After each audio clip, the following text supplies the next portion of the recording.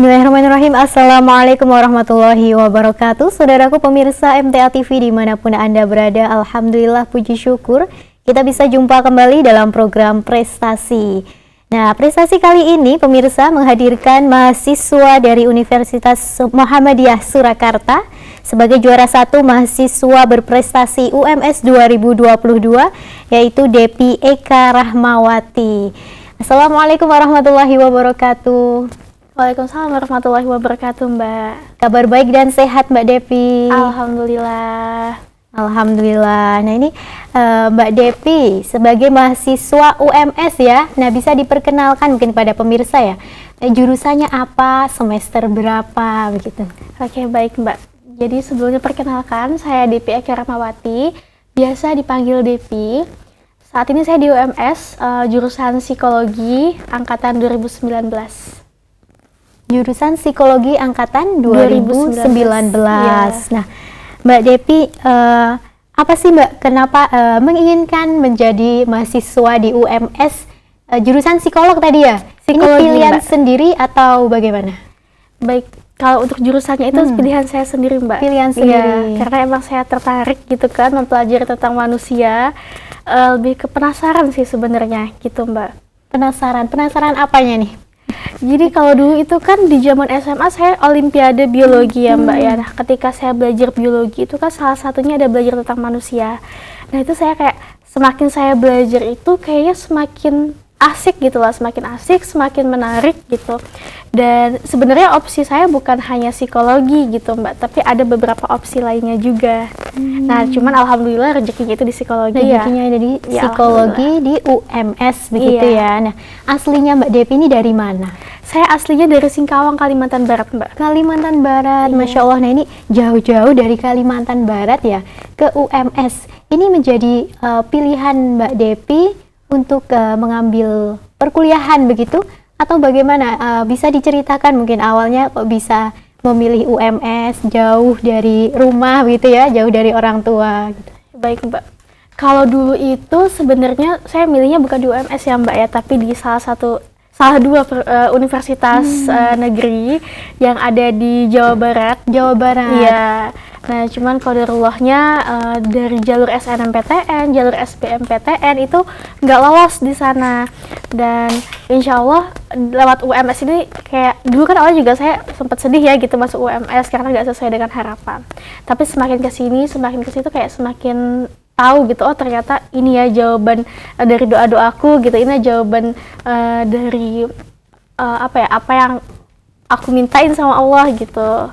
Baik. Ternyata jalannya di UMS gitu, Mbak. Sudah ada jalannya dan harus siap dijalankan begitu ya Mbak ya, sebagai Iya. mahasiswa, sebagai anak dari kedua orang tua begitu. banget. Nah, pemirsa, Mbak Depi ini belum lama ini meraih juara 1 mahasiswa berprestasi tingkat kampus ya tahun 2022. Nah, kita akan berbincang bagaimana sih langkah-langkahnya sampai di titik sekarang ini begitu ya Mbak Depi ya. Nah, ini bisa diceritakan Mbak Depi awal mula mengikuti Pilmapres ini bagaimana dan sampai akhirnya dinobatkan gitu ya jadi juara 1 mahasiswa berprestasi. Baik, Mbak. Alhamdulillah ya, Mbak ya, atas izin Allah juga gitu kan. Kalau ceritanya itu gimana ya, dari mana ya ceritanya ya? Dari awal ya berarti, Mbak. Jadi saya ikut Pilmapres itu ini bukan untuk yang pertama kalinya, tapi ini kedua kalinya. Sudah kedua kalinya mengikuti. Iya, jadi dulu itu ketika saya semester 3, posisinya waktu itu masih daring karena pandemi kan. Saya juga ngikutin seleksi Pilmapres. Tapi pada masa itu qadarullahnya belum mendapatkan nominator 3 besar. Kemudian di sini di kesempatan berikutnya ini karena dari segi persyaratan saya masih mencukupi, kemudian dari pihak fakultas juga masih mempercayakan saya untuk maju kembali seperti itu, jadi saya ikut lagi dan alhamdulillah mungkin inilah momennya. Nah, sebelumnya itu di tahun berapa pernah mengikuti kali pertama? Tahun 2021. 2021 berarti setahun yang lalu. Iya, benar, Mbak, setahun yang lalu. Berarti ini setiap tahun memang ada program mahasiswa berprestasi. Iya, benar banget, Mbak. Iya, iya. Nah, yang tahun lalu ini mendapatkan 5 besar gitu ya? Iya, tahun kemarin alhamdulillah nominator 5 besar. Nah, tahun ini nih yang menjadi tingkatan yang luar biasa ya, dari sebelumnya menjadi juara 1. Nah, ini sejak semester berapa berarti Mbak ambil program Pilmapres ini? Kalau seleksinya itu yang pertama, yang mana Mbak? Yang pertama apa Yang ini? pertama tahun semester berapa? Yang pertama itu saya dari semester 3. Semester 3 Ya, sudah semester mulai 3, mengikuti kemudian di Pilmapres. semester 4 seleksi unifnya. Nah, kalau yang sekarang ini di semester 6.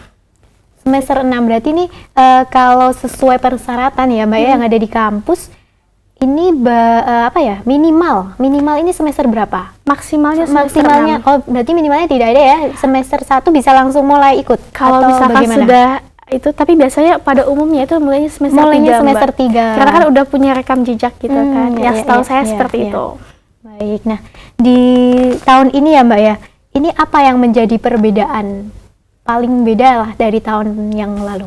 Kalau tahun kemarin itu kan kita secara daring ya Mbak, jadi semua full seleksinya full daring, dan saya juga melaksanakan presentasi, kemudian wawancara itu murni di depan laptop gitu kan. Nah, kalau tahun ini kan bagaimana kita berhadapan langsung dengan para dewan juri gitu, berhadapan langsung dengan audiens, presentasinya secara langsung seperti itu, dan wawancara juga secara langsung. Nah, itu kan apa ya, sensasinya beda aja sih Mbak. Ya, jadi paling menonjol ini karena offline dan online begitu ya. Iya, Jadi bener lebih mempersiapkan mentalnya gitu ya.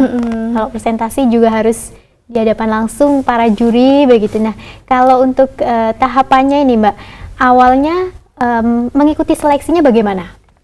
Jadi kalau Pilmapres itu Mbak, setahu saya itu seleksinya bertingkat. Nah, jadi dari setiap prodi itu nanti akan mengirimkan mahasiswa-mahasiswanya untuk diseleksi tingkat fakultas.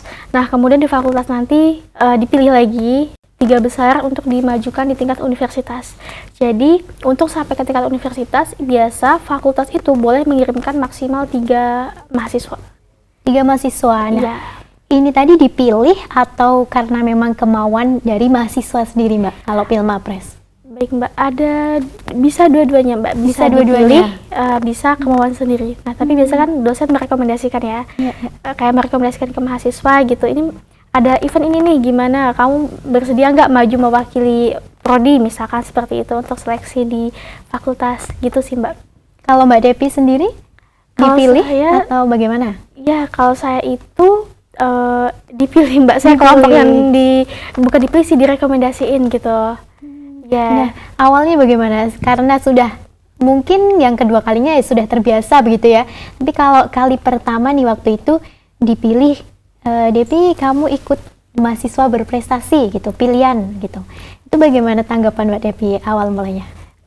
Dulu itu saya kaget ya Mbak ya gitu kan, karena kan saya ngerasa kayak saya belum tahu event mahasiswa berprestasi itu apa, seperti apa gitu kan ya. Kemudian tapi saya kayak udah dapat spoiler dari siapa ya, dari teman saya kalau nggak salah waktu itu, kayak dapat spoiler gitu bahwa ada mahasiswa berprestasi, terus kayak nanti kamu loh yang bakal direkomendasiin sama waktu itu Pak Wakil Dekan, kamu yang bakal direkomendasiin gitu.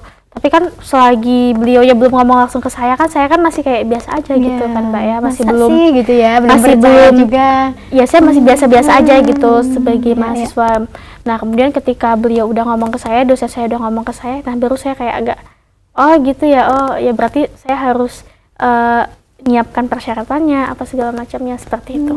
Nah, biar pemirsa lebih memahami juga nih ya, apa sih sebenarnya persyaratan yang dibutuhkan atau yang diharuskan untuk dikumpulkan begitu sebagai Pilmapres? Kalau persyaratannya sebenarnya banyak Mbak. Jadi, tapi dia dikelompokkan dalam, kalau di tingkat univ ada ini Mbak, CU, capaian unggulan.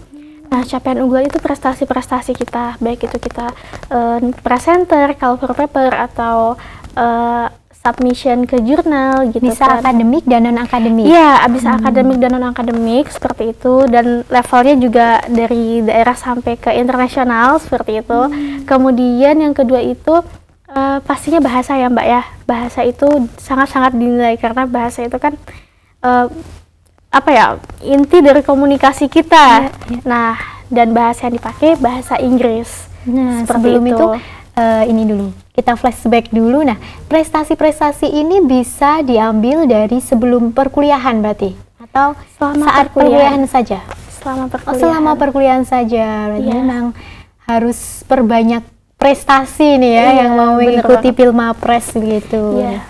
Kemudian selain prestasi, terus bahasa begitu. Selanjutnya apa Mbak Devi? Selanjutnya itu ada wawancara Mbak, jadi ada seleksi wawancaranya juga. Nah, dan yang paling utama ini ada gagasan kreatif. Tapi kalau yang saya tangkap itu dari pedomannya itu gagasan kreatifnya itu lebih ke yang kreatif futuristik gitu. Jadi bagaimana kita menyelesaikan problem-problem masyarakat dengan ide kita, gagasan kita. Seperti Ini itu. berupa apa? Karya ilmiah Karya atau tulis. apa? Karya tulis. Iya. Nah, karya tulis Mbak Devi apa nih judulnya? Mengangkat apa? Kalau karya tulis saya yang ini, saya concern untuk mengangkat terkait dengan isu perkawinan anak. Ya, Isu perkawinan anak. Mm-mm. Jadi maksudnya anak usia dini begitu ya Mbak? Maksudnya Iya. pernikahan dini maksud saya. Iya. Begitu. Ya, ya. Ini kenapa mengambil itu? Apa karena lini dengan jurusannya atau bagaimana? banyak pertimbangan Mbak, tapi yang utama itu adalah salah satu keresahan saya. Jadi kayak apa ya, saya kan, boleh cerita background sedikit ya Iya. Mbak ya. Nah, jadi kan saya itu di daerah saya itu aktif dalam organisasi forum anak ya Mbak ya. Nah, di forum anak itu kita kan berhadapan dengan anak-anak nih, baik anak-anak yang normal maupun anak-anak yang dalam artian anak yang dalam kondisi rentan atau anak disabilitas seperti itu. Nah, satu hal yang saya soroti itu selama masa pandemi ini, ketika kemarin saya di Singkawang itu, saya beraktivitas dengan teman-teman forum anak, kemudian saya beraktivitas di Dinas PPPA, Pemberdayaan Perempuan dan Perlindungan Anak, kemudian saya juga beraktivitas di salah satu biro psikologi di Singkawang, Wellbeing Cita. Nah, itu banyak sekali kasus-kasus yang masuk terkait dengan isu perkawinan anak. Nah, itu kan saya kan kayak miris gitu ya Mbak ya. Nah, apalagi concernnya forum anak ini adalah bagaimana kita bisa memberdayakan anak-anak gitu kan, bisa memfasilitasi anak-anak untuk menjadi agen-agen pembangunan, seperti itu. Apalagi di masa emasnya begitu ya Mbak ya. Nah, bener Harus banget. perbanyak karya tadi ya seperti Mbak Devi nih. Nah, ini berarti ada di daerah Kalimantan sana ya Mbak? Untuk penelitiannya dan lain sebagainya. Enggak Mbak, jadi itu kayak, itu pengamatan saya. Oh, Tapi pengamatan ketika saja. kita membuka data nasional, itu juga banyak. Jadi salah satu provinsi yang banyak itu ada di Jawa Barat, ini juga cukup banyak angka perkawinan anaknya. Nah, kemudian di daerah-daerah lain juga, jadi kayak, apalagi selama pandemi ya Mbak ya, anak-anak itu kan nggak beraktivitas di sekolah, kemudian dia mungkin bosen gitu kan. Nah, banyak yang terjebak sama pergaulan bebas nih, gitu. Nah, itu kan salah satu salah satu pintu masuk atau gerbang untuk ke perkawinan anak. Jadi angka yang data yang saya dapatkan itu terjadi peningkatan angka dispensasi nikah, pengajuan dispensasi nikah di pengadilan agama. Nah, itu yang buat miris. Nah, ini selama proses pembuatan karya ilmiah tentunya, selain harus menjalankan perkuliahan sebagai mahasiswa psikologi, juga mengikuti Pilmapres ini harus membuat karya ilmiah begitu ya Mbak. Ini bagaimana dalam membagi waktunya dan juga istilahnya itu perlu ini ya survei juga kan ya kalau yang karya ilmiah ini? Ya, kalau karya ilmiahnya itu karena ini gagasan futuristik, kita perlu data pastinya iya. Nah, tapi kita bukan concern ke penelitian Mbak. Ya, jadi kita ini lebih ke kayak kita menawarkan sebuah karya atau sebuah, mungkin bisa dibilang dalam bentuk produk atau dalam bentuk project gitu kepada Gagasan begitu iya, ya? gagasan. Nah, untuk menyelesaikan permasalahan tersebut gitu. Nah, ini yang ditawarkan dari Mbak Devi apa ketika membuat karya ilmiah ini? Kalau saya lebih ke project Mbak. Project. Iya, Ini digital bisa project. diceritakan sedikit mungkin ya? Oke, jadi kalau yang saya tawarkan kemarin itu digital project, saya namai dengan compact.id. Nah, jadi compact.id ini adalah sebagai sebuah platform digital. Jadi kita itu menghimpun gugus tugas strategis di Indonesia yang di sini tujuannya nanti adalah sebagai perpanjangan tangan dari Kementerian PPPA untuk menekan angka-angka perkawinan usia anak di daerah gitu. Karena jadi di proyek ini saya menyambungkan antara program dari pemerintah, ada namanya Stranas PPA maksud saya, Strategi Nasional Pencegahan Perkawinan Anak. Kemudian bagaimana supaya program ini bisa terlaksana secara efektif tanpa melalui birokrasi yang panjang. Nah, jadi jalan tengahnya itu melalui compact.id, insya Allah seperti itu. Nah, setelah menghasilkan gagasan melalui karya ilmiah, ini proses selanjutnya apa? Apakah itu memang sebuah istilahnya hanya persyaratan formalitas saja sebagai Pilmapres, atau itu ada tindak lanjutnya, Mbak? Oke, baik, Mbak. Mungkin persyaratan iya gitu kan, tapi kalau prinsip saya pribadi, bagaimana seminimalnya kita tuh bisa berbuat terkait dengan isu yang kita angkat, seperti itu. Nah, kalau melalui compact.id ini, tahapan yang saya lakukan sekarang, saya lagi mengajak atau mencari teman kolaborasi untuk merealisasikan ini, Mbak. Karena nggak mungkin ini saya lakukan sendiri gitu. Jadi emang butuh kerja, ini adalah kerja besar, kerja kolaborasi, maka tadi namanya compact.id gitu kan, karena harapannya emang kita bisa kompak untuk menangani isu ini gitu. Nah, maka saya lagi cari teman kolaborasi, mungkin di lintas sektor, lintas tadi gitu kan, misalkan kayak saya dari psikologi, kemudian teman saya ini dari IT gitu, saya butuh kolaborasi seperti itu. Ya, jadi tidak harus follow up-nya tidak harus dari Pilmapres ya, bisa di luar program Pilmapres. Ya. Iya, insya Allah, Mbak. Jadi selain ada berkas-berkas, kemudian prestasi dan juga karya ilmiah.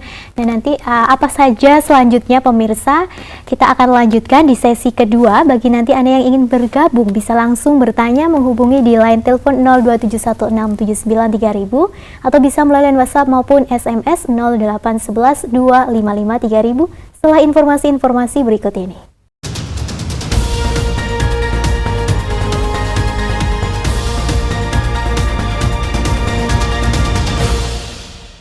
Terima kasih pemirsa, Anda masih bersama kami dalam program prestasi.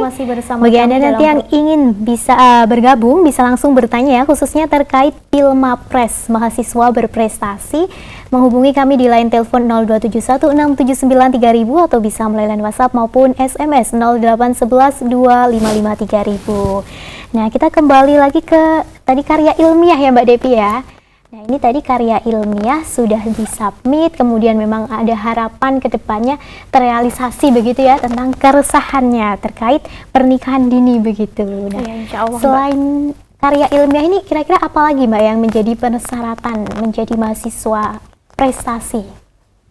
Kalau secara umum yang paling penting itu 3 tadi ya Mbak ya, dari capaian unggulan atau prestasi-prestasinya, kemudian bahasa, sama karya ilmiah.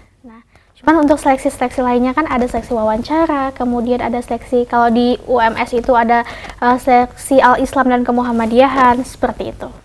Nah, berarti itu yang membedakan dari mungkin universitas yang lain. Iya, benar banget. Jadi ada Kemuhammadiyahannya begitu ya. Nah, kalau ini, seberapa besar sih Mbak persentasenya dari penilaian juri terhadap karya ilmiah? Kalau karya ilmiah itu cukup besar ya Mbak. Jadi kalau misalkan ini bicara pedoman UNIF atau pedoman kampus nih Mbak? Ya, dari UNIF pedoman dulu nih. UNIF atau nasional? UNIF dulu nih. Kalau UNIF itu kemarin di karya ilmiah kalau nggak salah 40 atau 30 gitu Mbak. Lumayan besar ya intinya. Iya. Karena kalau di berapa ya? 30 kayaknya Mbak, 30 karena di capaian unggulannya itu udah 50%. Kemudian bahasa Inggrisnya itu 20, sisanya itu yang Al-Islam Kemuhammadiyahan. Jadi memang lumayan besar ya pemirsa, kalau ingin mengikuti Pilmapres ini harus membuat karya ilmiah. Nah Mbak Depi, karya ilmiah ini sebetulnya memang temanya itu dari kampus atau terserah mahasiswa? Jadi terserah Mbak. Nah, karya ilmiahnya itu terserah, tapi ada batasan koridornya yang ditetapkan. Misalkan dari pihak Pusprestasi itu minta karya ilmiahnya ini harus yang berhubungan dengan SDGs dan industri 4.0 misalkan seperti itu. Baik, jadi ada batasan-batasan tertentu meskipun mahasiswa boleh memilih begitu ya, boleh ada ide apa bisa dibuat karya ilmiah. Benar banget. Ini tadi kan ada tahapan-tahapannya ya Mbak, dari tingkat prodi dulu, kemudian fakultas, juga universitas begitu. Nah, kalau dari prodi tadi Mbak Depi dipilih begitu ya? Ya, direkomendasiin, ya, Mbak. direkomendasiin. Nah, kalau yang dari fakultas juga sama atau ada seleksi yang lain Mbak? Seleksi lagi, Mbak. Ini seleksinya berupa apa Mbak? Sama, prosesnya sama. Sama, prosesnya Iya. semua sama dari prodi, fakultas dan juga universitas gitu. Nah, bagaimana perasaannya ya bersaing dengan teman-teman sekampus yang memang jurusannya tidak sama dengan Mbak Depi? Kalau perasaannya ya Masya Allah banget ya Mbak. Maksudnya dalam arti Masya Allahnya tuh kayak pertama ya nggak nyangka, ada juga nggak nyangkanya gitu. Kemudian bahagia aja ya, sangat bahagia karena kan bisa apa ya, kalau saya prinsipnya gini Mbak, ketika saya bertemu dengan orang lain, saya itu bisa membangun jejaring dengan mereka gitu, membangun relasi, dan mungkin saja next time kita bisa kolaborasi bareng nih gitu.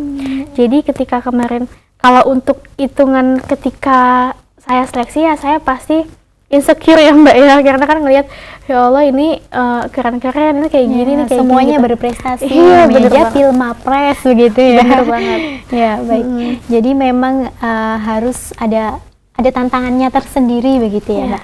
Nah, setelah dinobatkan menjadi juara 1 mahasiswa berprestasi UMS begitu. Nah, selanjutnya ini kan pasti ada ini ya, mewakili begitu, mewakili UMS ke tingkat yang selanjutnya. Ini seperti apa Mbak persiapannya?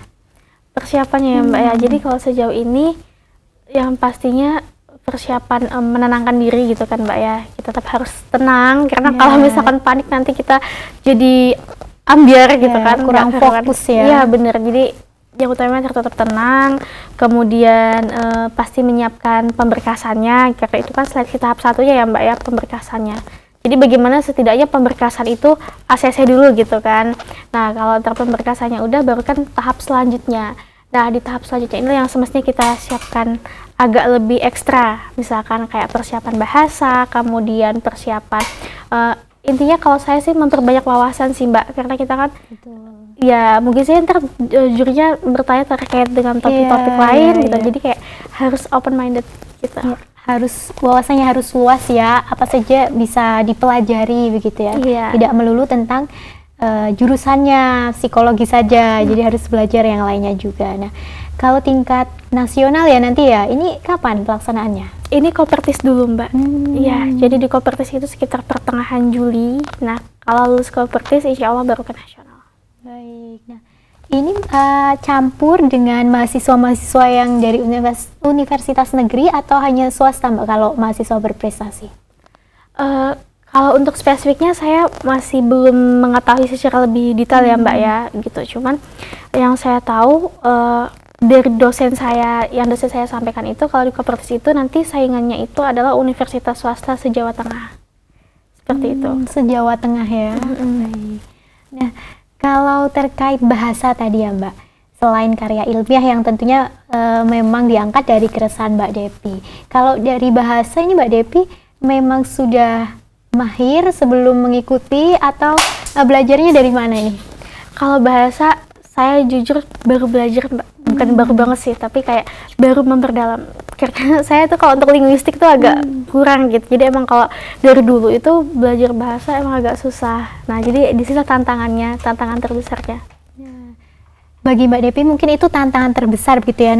Bisa berbagi kepada pemirsa atau mahasiswa-mahasiswa yang ingin juga mengikuti Filmapres ini, apa Mbak tipsnya biar bisa belajar bahasa dengan mudah? Kalau kita konteksnya bahasa Inggris mungkin ya Mbak ya. Betul. Jadi kalau yang sebenarnya saya juga masih coba mengamalkan ini gitu kan, karena saya juga belum sepenuhnya sama-sama mahir belajar. Iya, sama-sama belajar terkait dengan bahasa ini. Jadi yang pasti seperti yang sering disampaikan, kalau belajar bahasa itu praktis, latihan-latihan, dibiasain gitu, dibiasain. Jadi kayak kalau teman saya itu bilang gini, Mbak Dep belajar bahasa itu yang penting diucapin, mending salah daripada mending salah daripada ngomong bahasa Indonesia gitu. Jadi ya support teman saya juga gitu kan, tiap subuh diajakin ngobrol pakai bahasa Inggris itu Masya Allah sekali. Ya, jadi kuncinya ada di latihan terus Iya, menerus. latihan. Kadang kan kalau di sekitar kita jangan sok Inggris gitu ya. Nah itu bagaimana Mbak? Ada nggak orang yang seperti itu?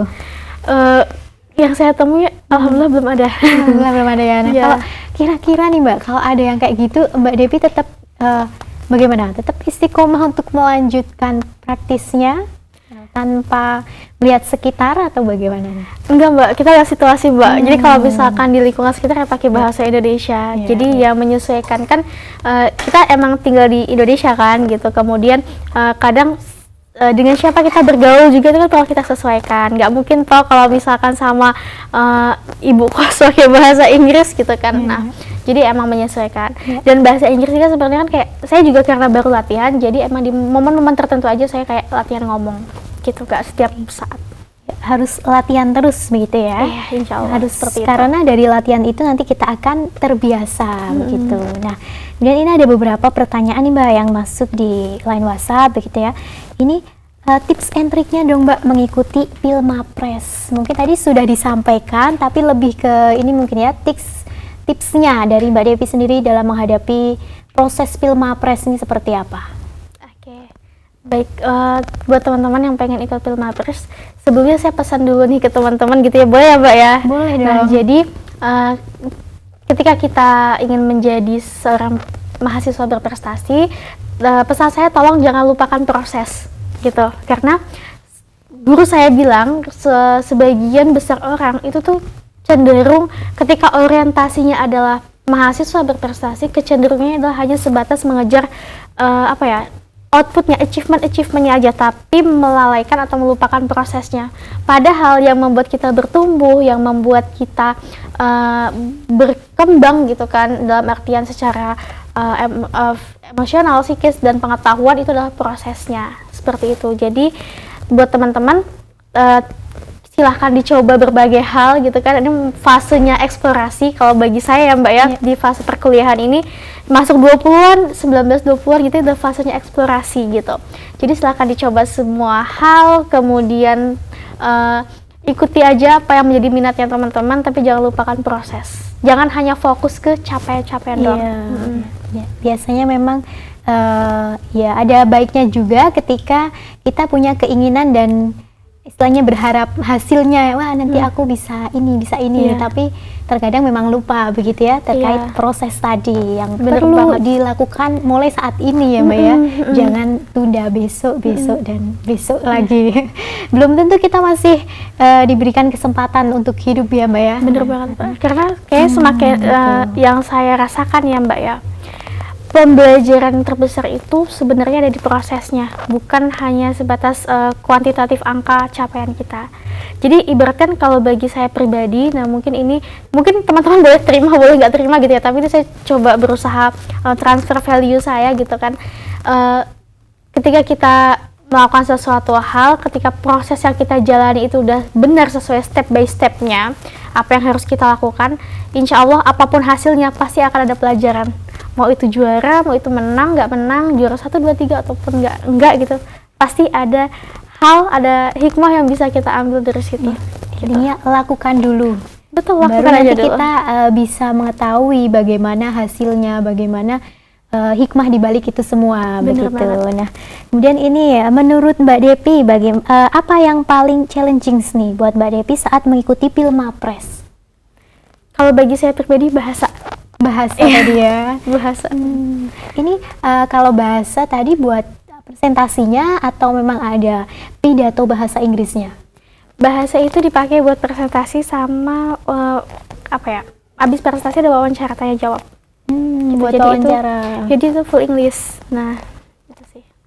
Kalau selama wawancara ini ya Mbak, ini jurinya memang dari khusus internal kampus atau ada yang dari luar nih Mbak? Kalau di Universitas Muhammadiyah Surakarta itu internal kampus. Kayaknya di semua kampus juga internal. Cukup internal kampus ya. Iya. Mungkin nanti berbeda ke tingkat selanjutnya. Bener banget Mbak. Baik. Nah, kemudian ini ada lagi nih, selamat Kak Depi, semoga menjadi duta kampus yang mumpuni, memiliki intelektualitas dan pengabdian masyarakat yang bagus. Apakah setelah lulus akan berjuang di Singkawang atau ingin melalang buana dulu? Tergantung takdir Allah melangkahkan saya. Kalau misalkan takdirnya pulang ke Singkawang ya alhamdulillah gitu. Tapi kalau misalkan saya diarahkan untuk cari pelajaran dulu, belajar dulu di tempat-tempat lain ya alhamdulillah juga. Jadi semuanya alhamdulillah. Ya, tergantung Allah melangkahkan kaki saya sih itu intinya.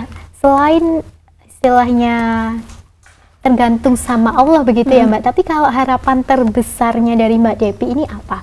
Setelah mengikuti Pilmapres dan juga terutama perkuliahan ini, apa sih Mbak cita-citanya?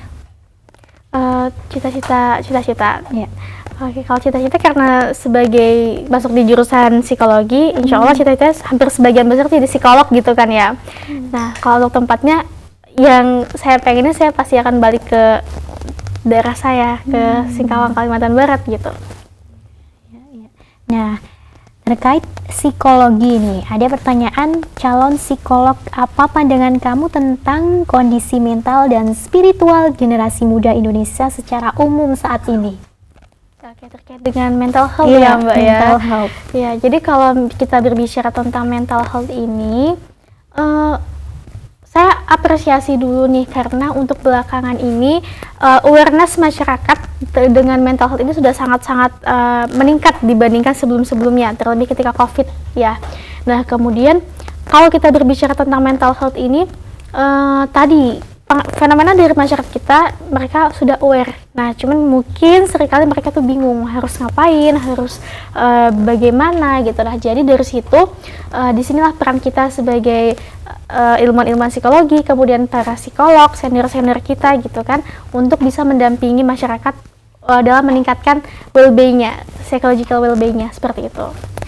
Itu kalau di konteks di Indonesia gitu Mbak. Kalau menurut apa ya istilahnya yang sudah dilakukan Mbak Depi nih terkait tema tadi, terkait pokok tadi loh, yang mental health yang sudah dilakukan pasti dari diri sendiri dulu ya Mbak ya. Jadi bagaimana kita menjaga kesehatan mental diri kita sendiri dulu gitu. Kemudian ketika kita kan sama seperti energi ya Mbak, kalau misalkan energi kita positif, kita bakal bisa nularin ke lingkungan kita yang positif. Tapi kalau kita negatif, nanti yang ketularan negatifnya gitu. Jadi ya kita mulai dari diri kita sendiri dulu. Saya pribadi harus sehat mental dulu, baru saya bisa mentransfer kebahagiaan, kemudian mentransfer well-being-nya ini ke lingkungan sekitar saya. Baik. Itu. Kalau biasanya ketika Mbak Depi mengalami down, mungkin lagi males kuliahnya atau mengerjakan tugas-tugasnya, ini biasanya yang dilakukan Mbak Depi apa? Kalau saya lagi stuck gitu misalkan ya Mbak ya, lagi kayak terlalu pusing atau terlalu banyak pressure gitu, tekanan, saya itu Mbak, ada satu yang sangat-sangat saya menyentuh buat saya gitu, ketika waktu itu saya fase ini ketika pandemi waktu itu, saya ikut sebuah kajian webinar tentang ilmuwan muslim Ibnu Sina. Nah, jadi satu hal yang paling ngena banget di saya pada waktu itu ketika mengikuti webinar itu gini, Ibnu Sina itu seorang ilmuwan muslim, karyanya banyak banget, bapak kedokteran gitu kan, kemudian ahli dalam tafsir gitu kan.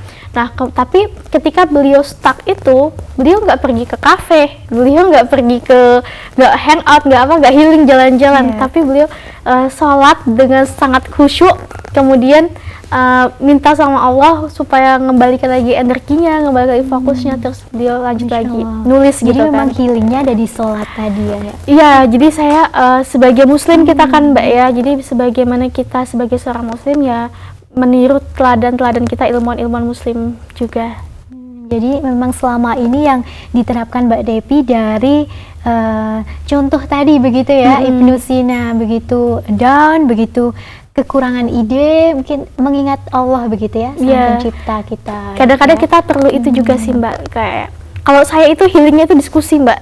Ya, saya suka ngobrol, jadi terus saya suka malah membuka wawasan lagi. Iya, saya suka mikir. Jadi kadang saya tuh kebutuhan saya teman diskusi. Jadi saya kadang kalau saya lagi stuck gitu, misalkan yuk diskusi bentar yuk gitu. Nah, dari diskusi itu kan udah nge-recharge energi lagi tuh. Nah, baru balik lagi ke tugas. Gitu sih, Mbak. Ya, ngomong-ngomong terkait diskusi, nah ini Mbak Devi dalam hal pemilihan teman mungkin ya yang diajak berdiskusi ini bagaimana Mbak? Apakah memang ya sudah sembarang teman atau memang ada teman-teman khusus yang sering kali Mbak Devi ajak ngobrol gitu?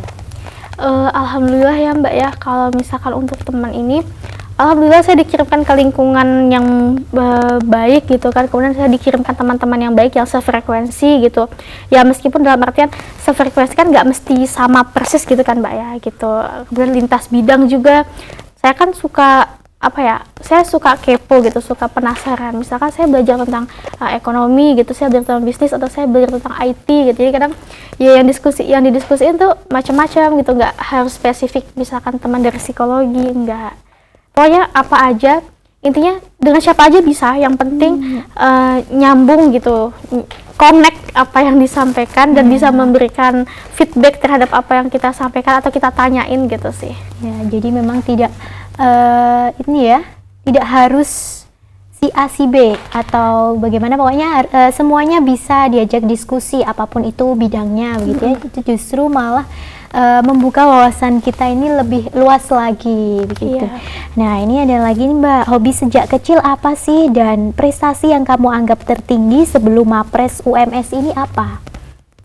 Hobi sejak kecil apa ya, sejak kecil hobinya saya suka baca juga sih. Suka membaca? Ya, saya suka baca, saya suka nonton. Jadi kalau nggak baca nonton gitu, itu hobi. Mungkin memang wawasannya juga bisa didapat dari situ ya Mbak ya, dari menonton. Mungkin. Kalau capaian tertinggi tadi yang pernah diraih Mbak Devi sebelum Mapres? Apa ya, capaian tertinggi, sebentar saya ingat-ingat dulu. Ini saking banyaknya capaian ini ya pemirsa. Jadi enggak. Apa kira-kira yang mungkin ya SMA lah terakhir SMA. ya. Kalau SMA itu yang paling berkesan di saya itu, dulu itu saya pernah mendapatkan penghargaan sebagai pemuda inspiratif dari Kemenpora. Ya kayaknya itu deh. Jadi memang ini bisa dari situ berkelanjutan sampai sekarang ya, sampai sekarang menjadi juara 1 mahasiswa berprestasi ini. Atas izin Allah Mbak. Ya, jadi menginspirasi banyak orang begitu ya Mbak ya. Nah, terakhir Mbak Devi, ini pesan kepada adik tingkat atau kepada teman-temannya yang masih muda ya tentunya, agar bisa terus berkarya dan jangan ditunda-tunda gitu. Silakan Mbak Devi. Oke, baik. Untuk pesan saya kepada teman-teman, mungkin ya teman-teman, baik itu kakak-kakak, adik-adik ataupun teman-teman seperjuangan yang seangkatan gitu kan, berbicara tentang karya, gini aja deh teman-teman, karya sama dengan amal gitu. Jadi semakin banyak karya kita, insya Allah semakin banyak amal kita. Dan kemudian tadi nikmati prosesnya, jangan sampai ambisi kita untuk achievement kita terhadap sesuatu itu melupakan atau melalaikan kita dari proses emas yang seharusnya kita jalani. Seperti itu, karena mungkin kadang ada nih orang yang sibuk ngejar supaya aku bisa dapat juara 1 di lomba ini ya, misalkan saya juara 1 di lomba ini, tapi lupa nih padahal ada tapakan-tapakan, ada puzzle-puzzle dalam proses itu yang semestinya dipenuhi tapi lepas gitu. Nah, itu kan bakal menjadikan sesuatu tidak bermakna. Maka pesan saya tadi, semangat berkarya, semangat berproses, karena yang saya garis bawahi adalah prosesnya. Dan intinya kita nggak bisa sendiri teman-teman, jadi kita emang butuh yang namanya teman kolaborasi. Maka dari itu perluas relasi dan banyakin teman kolaborasi, maju bareng-bareng gitu. Baik, Masya Allah. Nah pemirsa, ini yang saya garis bawahi lagi nih terkait karya begitu ya, mengacu pada tema kita di sore hari ini ya. Yuk mumpung muda berkarya, karya adalah amal begitu ya kata Mbak Devi. Jadi semakin kita banyak berkarya, semakin insya Allah banyak juga amal kebaikan yang akan kita sebarluaskan begitu ya Mbak Devi ya. Terima kasih sekali Mbak Devi ilmunya, motivasinya kepada pemirsa. Assalamualaikum warahmatullahi wabarakatuh. Waalaikumsalam warahmatullahi wabarakatuh. Baik pemirsa MTA TV dimanapun Anda berada, usai sudah perjumpaan kita dalam program prestasi bersama Mbak Devi, mahasiswa juara 1 mahasiswa berprestasi UMS 2022. Kita akan jumpa lagi di minggu depan dengan narasumber-narasumber yang terus menginspirasi kita untuk selalu berprestasi. Saya Aldila Farah Elmira mohon undur diri. Assalamualaikum warahmatullahi wabarakatuh.